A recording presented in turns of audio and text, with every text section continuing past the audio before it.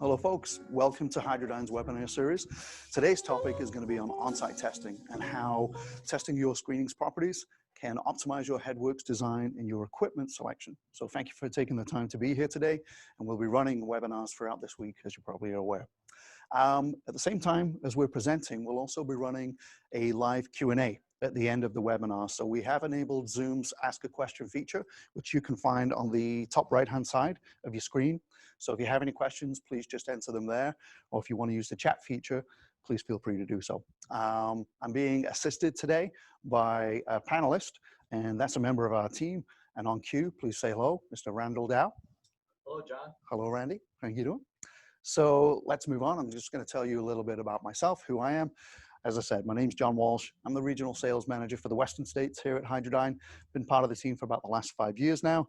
Here's a little bit of contact information. There's my email address, john.walsh@hydro-dyne.com. Our general email address is info@hydro-dyne.com. And you can also find us on the web at, not too surprisingly, hydro-dyne.com.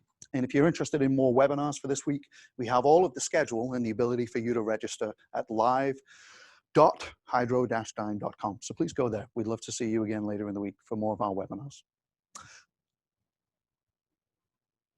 So what we're going to be covering today, the major topics, are first, the evolution of wastewater treatment, where we are today and where we're heading, the challenge with using traditional Headworks screen sizing methods, and on-site testing.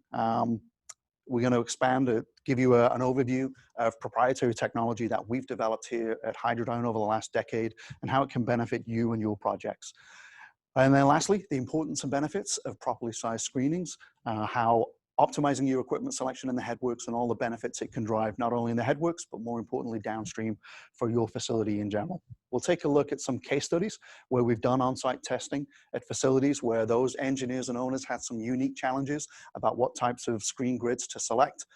And then lastly, we'll have Q&A. So we'll take a look at your questions and respond to those. So let's dive in. So evolution of wastewater treatment, where are we at today?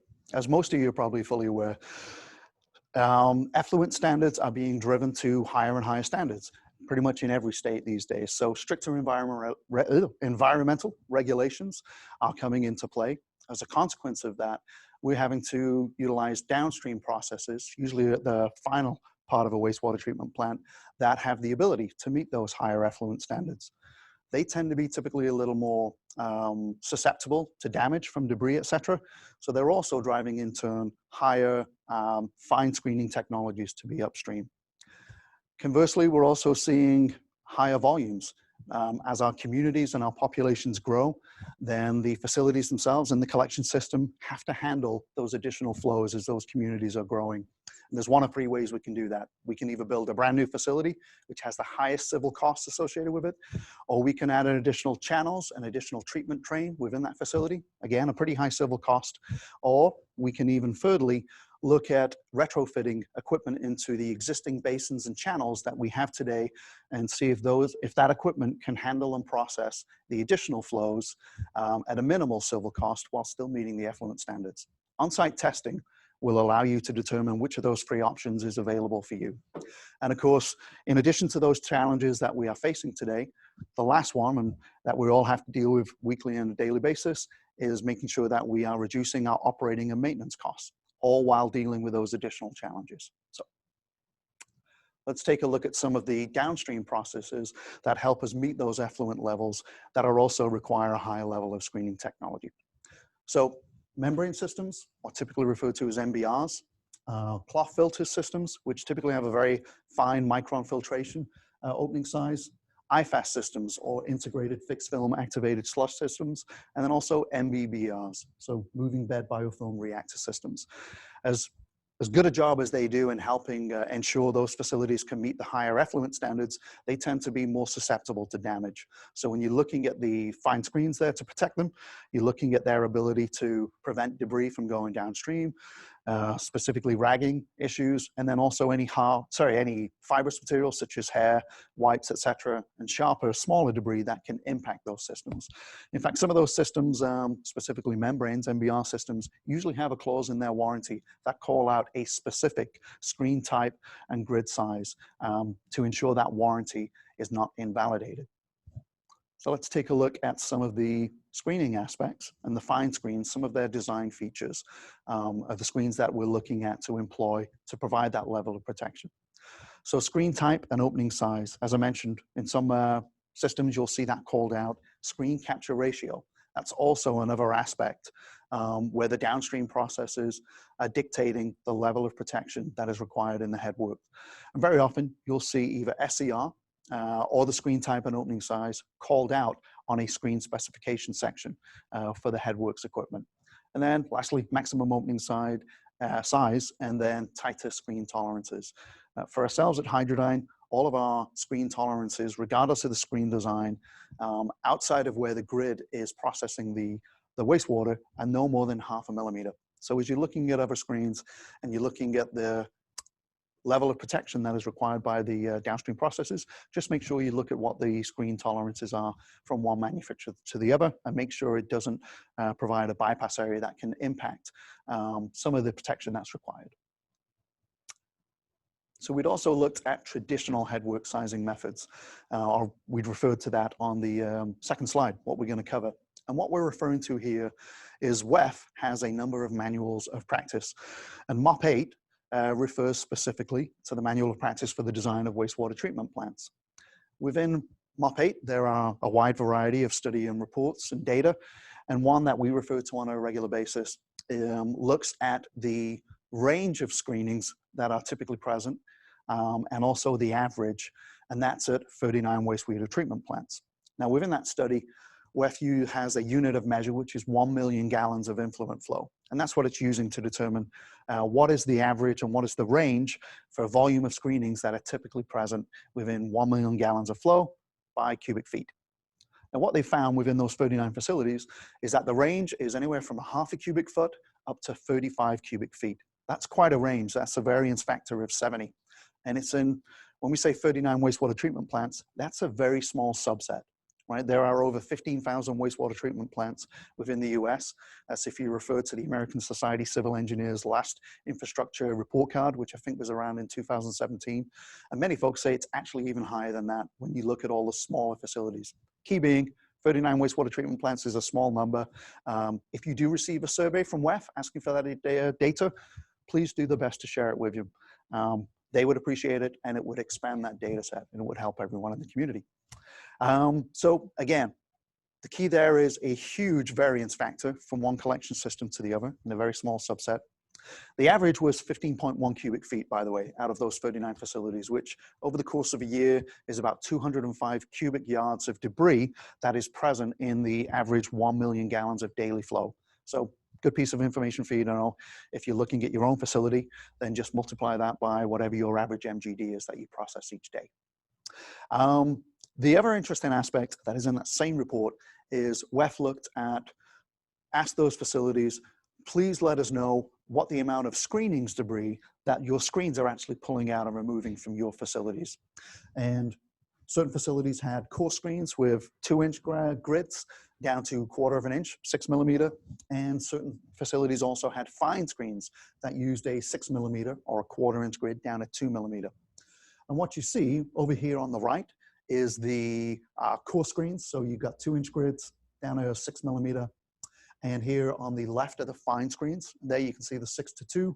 And you can see the significant variation from one grid size using the 2-inch to another.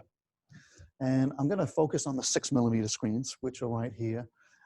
So basically you have some 6 millimeter screens that are capturing about 4 cubic feet of debris for 1 million gallons of flow. And conversely, you've got other screens that are capturing 8.5 cubic feet. So a significant variation there.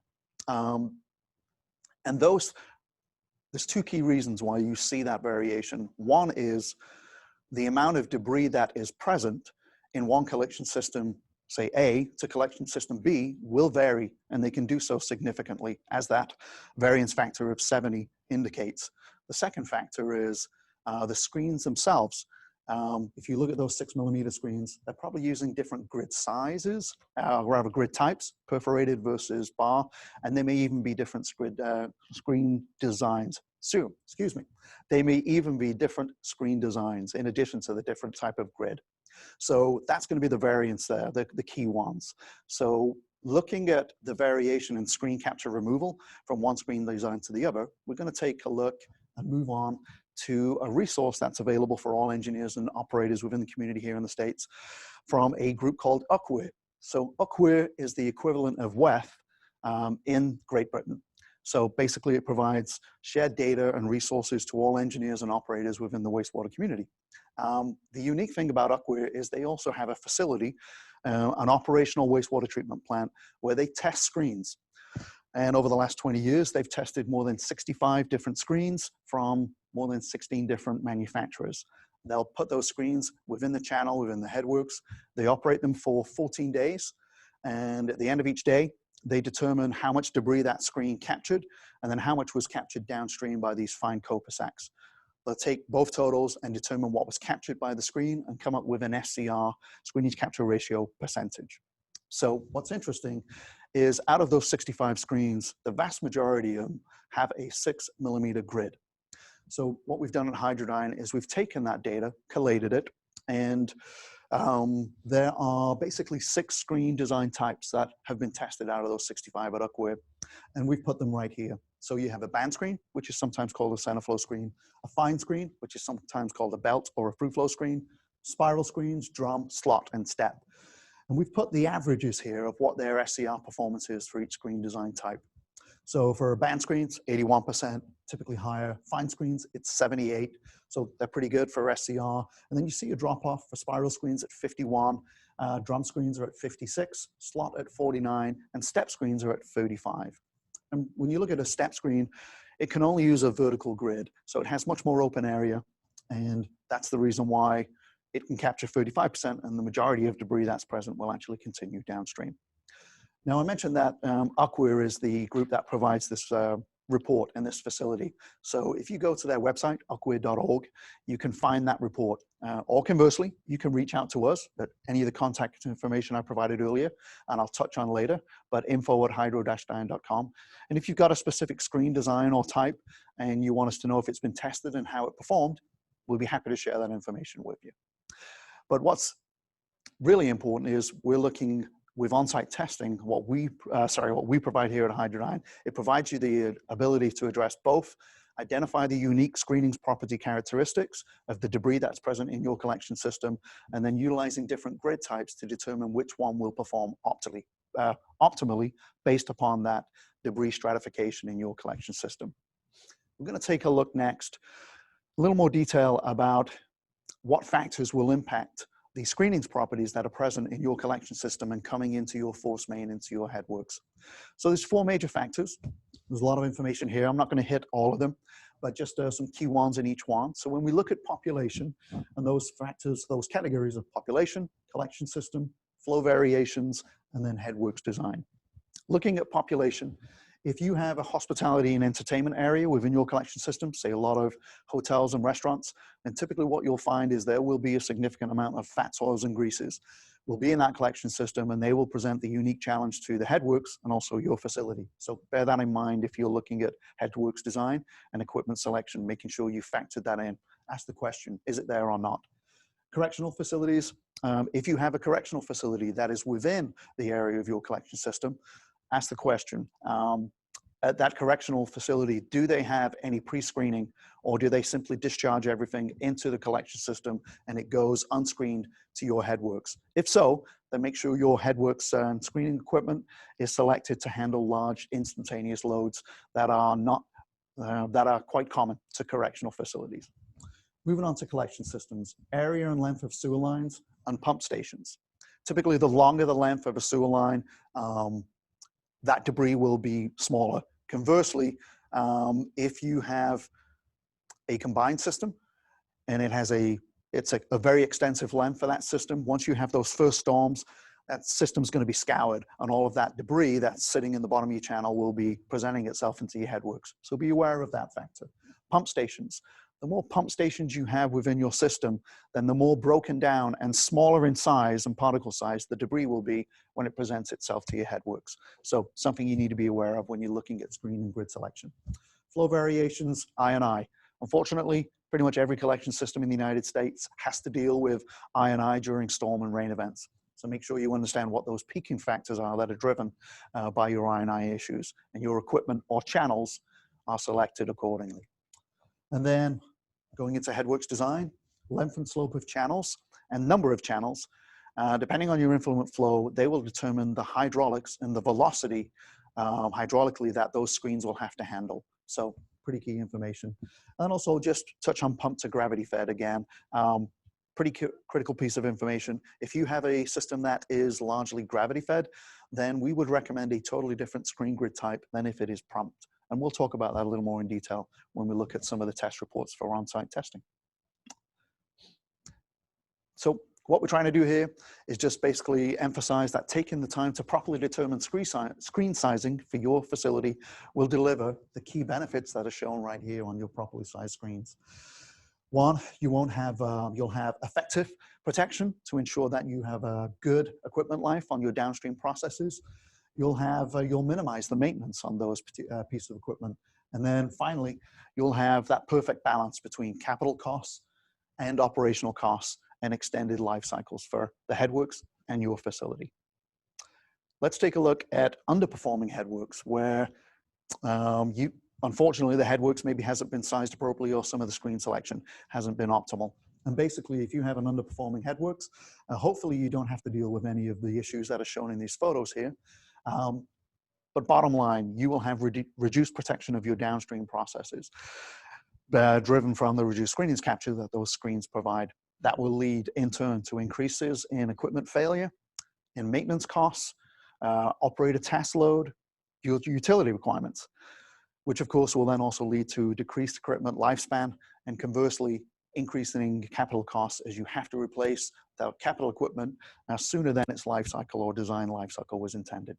And then finally, the perhaps most important and critical aspect of not having an underperforming Headworks is the downstream processes. If they don't have that level of protection required, they may struggle to meet their effluent standards that are required for your facility. So with that being said, let's talk about and take a closer look at our technology that we've developed here at Hydro-Dyne over the last decade to provide on-site screen testing. So very briefly, we have done about 30 to 40 tests and working with over 60 engineers and owners over the last 5 or 6 years to conduct testing on-site at facilities to determine what their screening's property load is and the stratification of that particle system. Let me take a quick look at the equipment itself and give you an overview of how it operates. So basically, we'll be on site for about 1.5 to 2 days. We'll bring our equipment with, we'll set up in the Headworks, and we'll put piping down into the channels between the force main and the screens. That channel, or the piping, will pump up through the piping itself onto the operator level at the Headworks facility, and we'll process that influent flow through the pipes here. Key piece of equipment will be these grid media holders right here that you see in blue. And we'll use different grid media types to run up to 2,000 gallons. They usually blind out before that, but that's the most we'll run. We'll run a series of tests to determine how quickly they blind. We'll take photographs of the type of debris that's being captured, and we'll take pressure losses to determine what the head loss is associated with those. And that's all being logged and recorded by the programmable logic controller that we have on board. So all of that data is being logged and stored. So when it comes back to Hydro-Dyne, our engineering team will take a look at that data. They'll run all the reports and processes, and they'll analyze how each grid performed, and then more importantly, make recommendations of which grid types and sizes are optimal to your facility based upon the screenings that are present in your collection system. Let's take a quick look at some of the data and why we do it. So, on-site testing and the data analysis will reveal the unique qualities that are present within your specific facility. It's going to test and characterize the properties that are in your influent and determine, for example, how much of your debris present is 2 millimeters or larger, or 6 millimeters and larger. And using that information, you can help select the appropriate grid size. It'll identify quantify your screening's loading, so you can determine, make decisions based upon your equipment handling for the screenings. Do you need multiple compactors, or will a single compactor be able to handle that property's load? And you'll have improved equipment sizing based upon that data and information that's presented in the report. I mentioned earlier that we are taking head loss calculations, so we can provide more accurate hydraulic predictions for the specific grid sizes that you're going to implement at that facility and make the determination, will that screen selection impact the hydraulic profile of the facility downstream or not? And then we can use this, our on-site testing, to evaluate the performance of existing screens that are within the Headworks, or if you're looking to install a piece of equipment, we can also test to see if that is meeting its screening capture ratio that you require at that facility and see if it is meeting your bid specification. So in a similar way where you see on grit removal systems and their specification to have post-install testing conducted, we can do the same with our technology to test the same performance for screens. So something we've done also. And when you take a look at these two, the photo right here on the upper right, I'm going to refer back to this very shortly, but this one gives a really nice indication. Here you've got a 2mm screen over here on the right, perforated grid, and over on the left, there's a 6mm perforated grid. You can see from this particular photograph that this system is obviously primarily pumped. It's in Florida, we're in Florida also, and basically we're flat as a pancake. So all of our systems are pretty much pumped. And that is shown and reflected here in the nature of this debris and how fine and small it is. So you can easily imagine if you had a 6mm grid that was, say, for a multi-rake or a step screen with vertical separation, a lot of that debris would be pushed through. So good information to know. So we will provide photographs on every grid, on every test, and the nature of the debris that it's capturing during the 2 days that we're on site, and we'll provide that information in our report. Additionally, we'll also look at the blinding rates. As we put a grid in and we're running influent through there, how quickly did it blind? Was it 200, 300, 400 gallons, or was it up to 2,000 and it stayed clean? So that's good information to determine if you're, when we're looking at sizing the equipment itself, not necessarily just selecting the grid.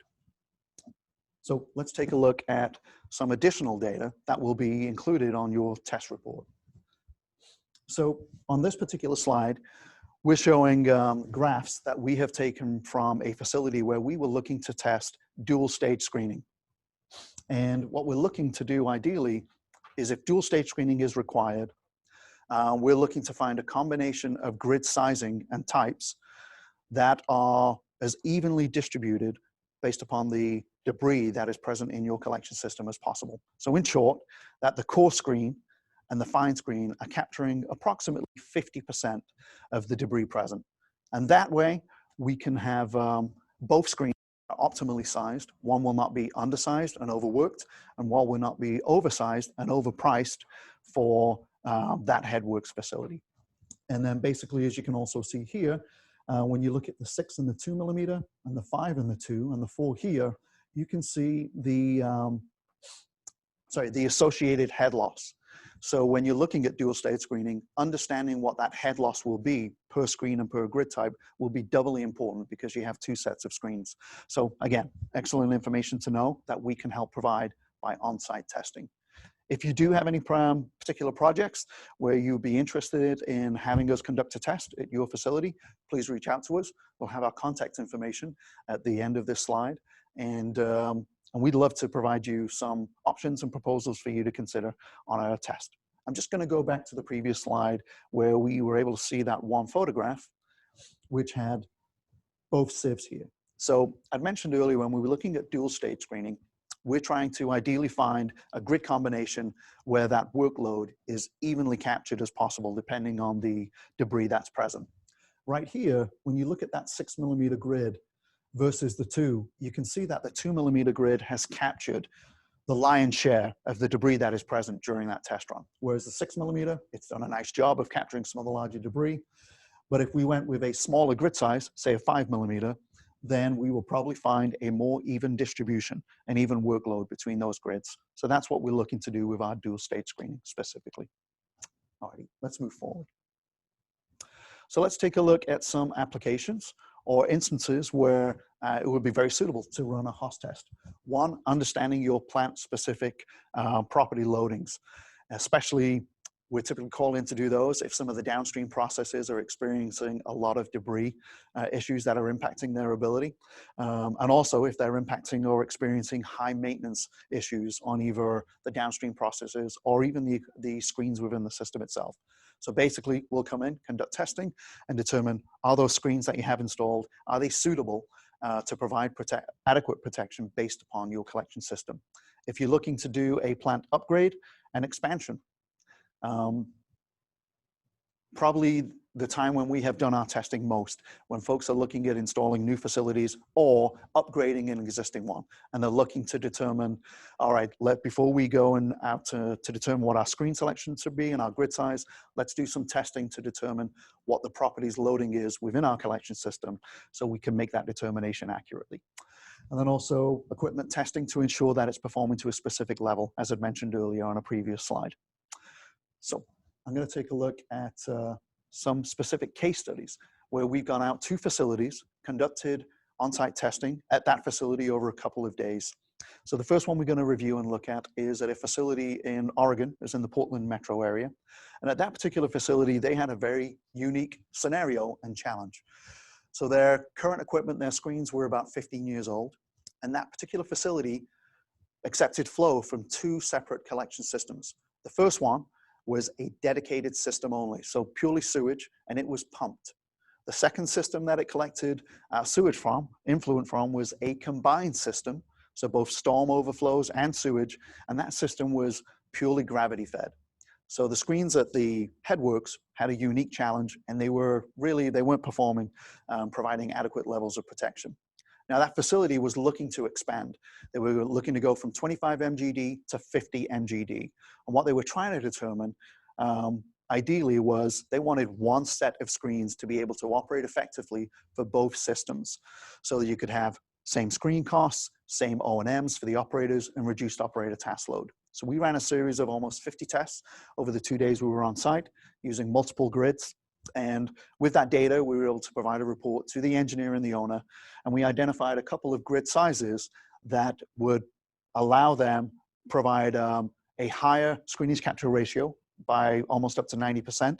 And at the same time, it would be a single grid design and size. So they could have uniform equipment for both of those systems. So it's a pretty unique challenge, and we were excited to be a part of it. And if you have projects like that, please let us know. Now, the next case study we're going to take a look at is in Albuquerque, New Mexico. It's a larger facility, about 38 MGD. And at that particular facility, the challenge they were facing was they have large open air clarifiers, both secondary and primary.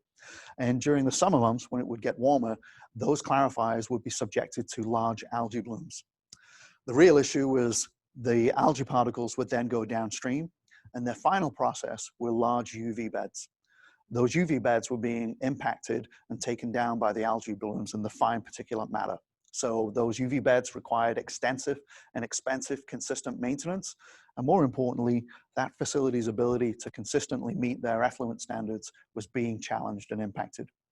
The engineer and the owner had heard from a couple of different screen manufacturers.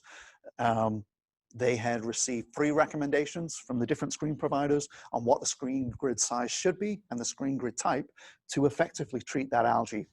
We were able to go on site, conduct testing of over 20 individual grids, and we were able to come up with a recommendation of 1 of 2 different grid types, or rather 1 grid type and 2 different sizes that we felt would provide the optimal level of protection.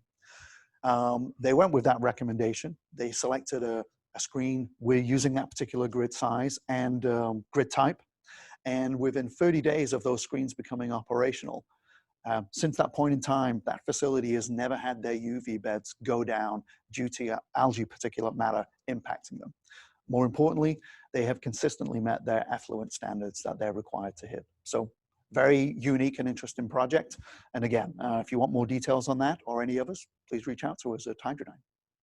The last case study we're going to take a look at, I mentioned earlier that we also have the ability to test the performance level, specifically screenings capture ratio, of screenings equipment that is on site. And so we conducted one of those tests in Florida. The engineer and the owner wanted to ensure that they had a high level of protection. They elected to use, I believe it was a 6mm perforated grid. and they were looking for SCRs in the 80 percentile range, mid 80s, I believe. So they wanted to have testing conducted on site after those screens have been installed and operated for a period of time to verify if they were meeting the screening's capture ratio that was required in their bid specification. Our testing was able to verify that, and as a consequence, they were able to complete that particular project, and the facility and both the engineer and owner had peace of mind with their equipment selection and the level of protection that was being provided within their Headworks. So that's the case studies. We'll just summarize what we've been looking at. And basically, we want to enforce that selecting the right screen for your facility is important. And a balanced capital costs with operating costs is something that on-site testing can help provide your project with. At the same time, healthy balance of eliminating the organics and inorganics. Organics are still required for many of your downstream processes, so selecting that right screen grid will be critical in that. And then also lastly, that not all 6mm screens or all screens of any grid size are created equally in terms of their capture and removal performance. When we take a look at the uniqueness of every plant, we're talking about its collection system primarily. And more importantly, the stratification and the properties of the screenings debris that are present in your collection system. It will vary from one facility to another. If we look at WEF-MOP 8, unfortunately, that subset is 39 wastewater treatment plants. Even there, we can see there is a significant variation. So having on-site testing will be a critical pathway for you to identify what it is for your facility. With that, you can identify what your specific is to protect your downstream processes. If you want to identify both the unique nature of your screening's properties, the volume, and the screen grid types and sizes that are optimal to capturing those, impact to your downstream processes, on-site testing is the only method that truly provides all the data that you would need to make an accurate assessment of those. If you have any projects where we can provide some options, proposals, again, please reach out to us here at Hydro-Dyne at hydro-dyne.com or at info.hydro-dyne.com.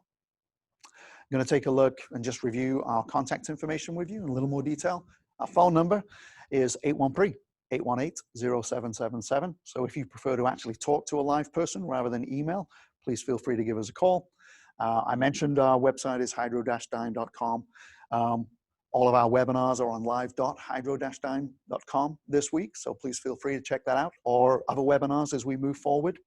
And then we're also on several social media platforms such as Facebook, LinkedIn, and so, tell you what, let's take a look at our questions that we've got from some of the folks. And I'm going to introduce you to our panelist, Mr. Randy Dow. How are you doing there, Randy? Hey, John, doing great.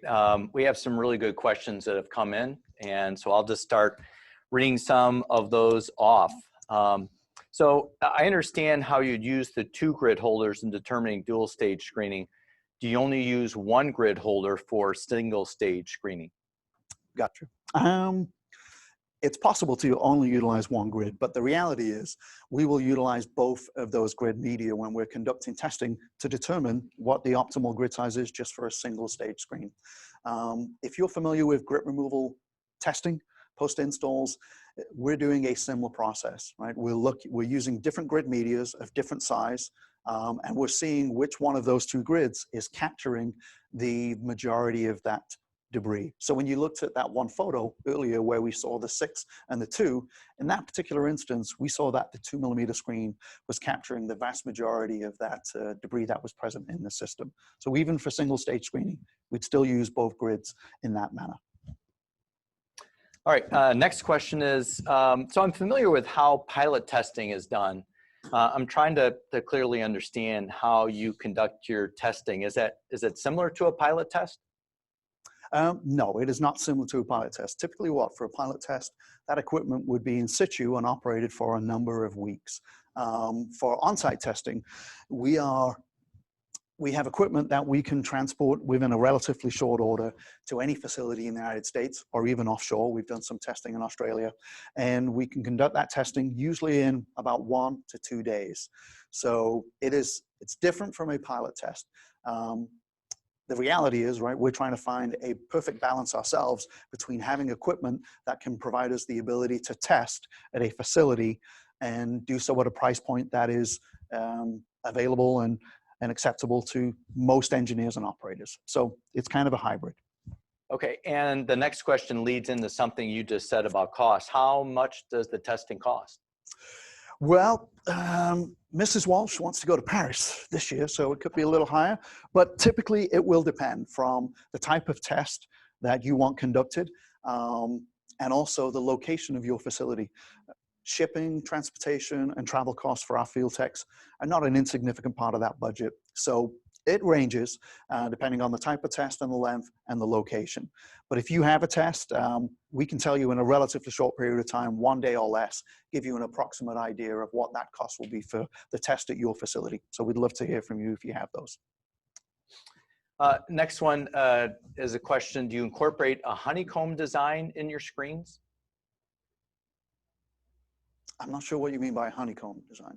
Yeah, what he means, John, is there's certain screen designs that have, instead of a round perforated hole, they have actually a honeycomb style design in the grid.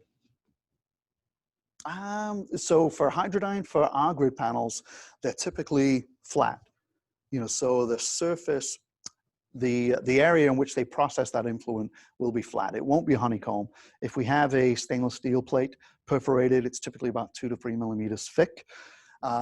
Whereas if it's UHMWPE, then it will be a little thicker. It will be about 9 to 10 millimeters in depth. And those particular UHMWPE panels can address and mitigate fibrous material issues more effectively than a stainless steel, but that's what our panels are typically constructed of.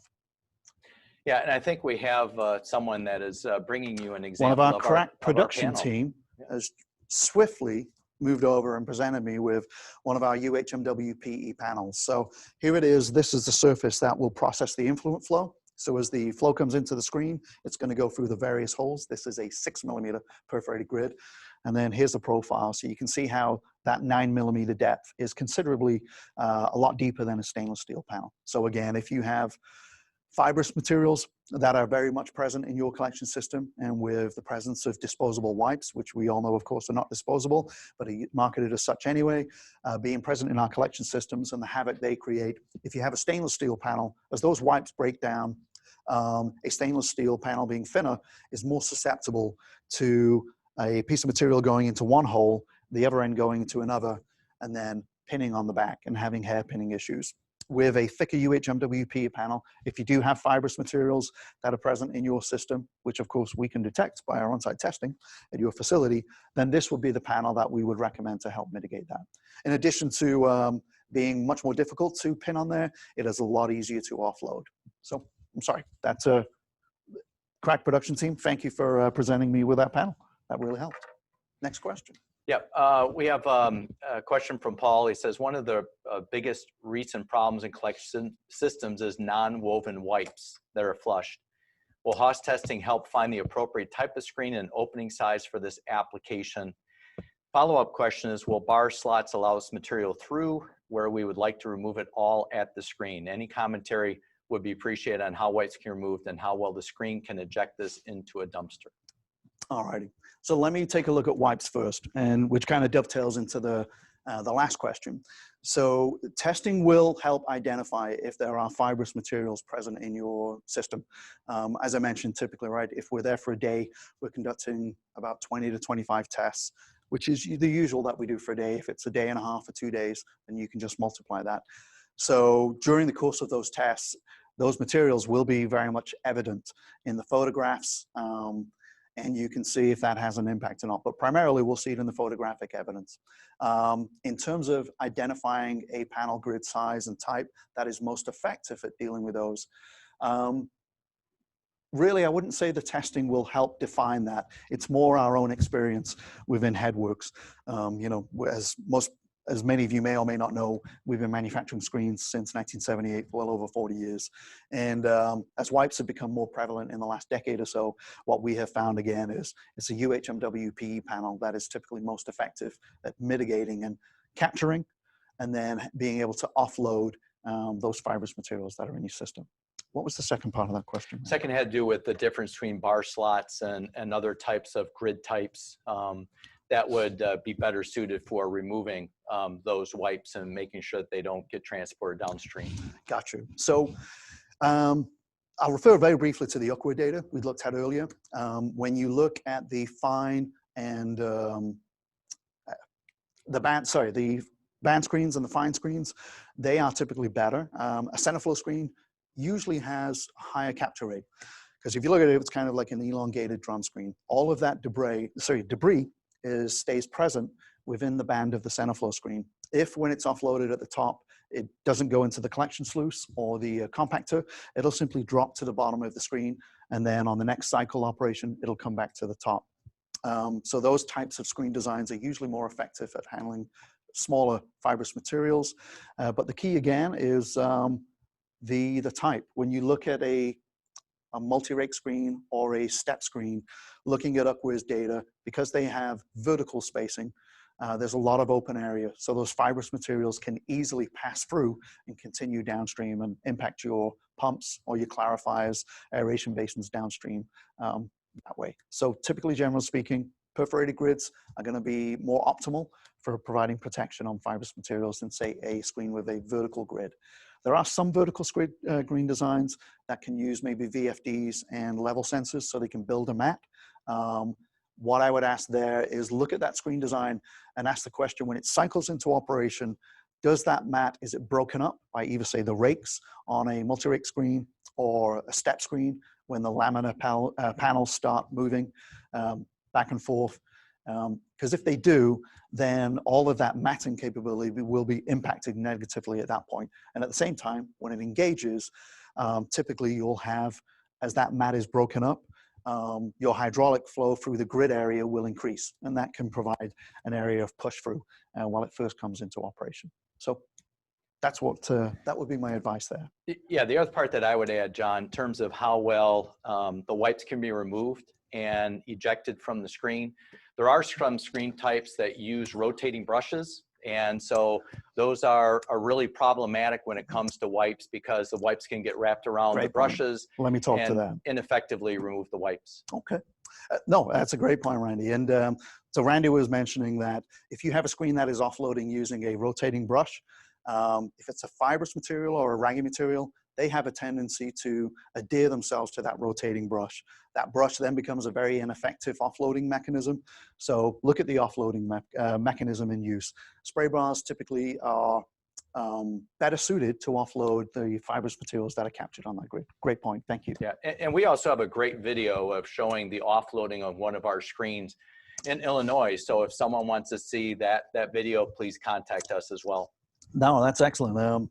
Very often at Hydro-Dyne, we utilize spray bars only. We had used rotating brushes in the 90s, found that they become a pretty ineffective offloading mechanism within a few months of use because they tend to clog up. So unless the operator is cleaning those brushes and adjusting the height as those bristles are deteriorated, it becomes very ineffective. In addition, you've got to replace the motor and the brush every 2 or 3 years, depending on usage.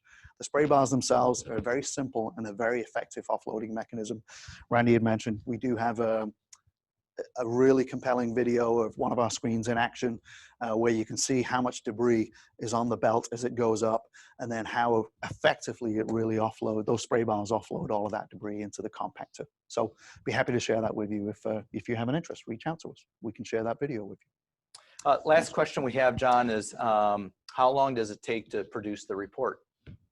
So typically our report takes about 21 to 28 days after testing has been completed at your facility. And as I mentioned, that will be usually about a 40-page report. We'll give you detailed aspects of the debris that were found predominantly in your collection system, and then all of the data that we referred to, the photos on each grid panel that was tested, the head loss that was associated with each grid panel, and then also how quickly it blinded. So that's the key data crux within the report. And we're also having to make adjustments and factors for conditions during testing itself. All right, John, that's all the questions we have for today. All right, folks, thank you very much for joining us today. And we hope you can join us for more webinars later in the week.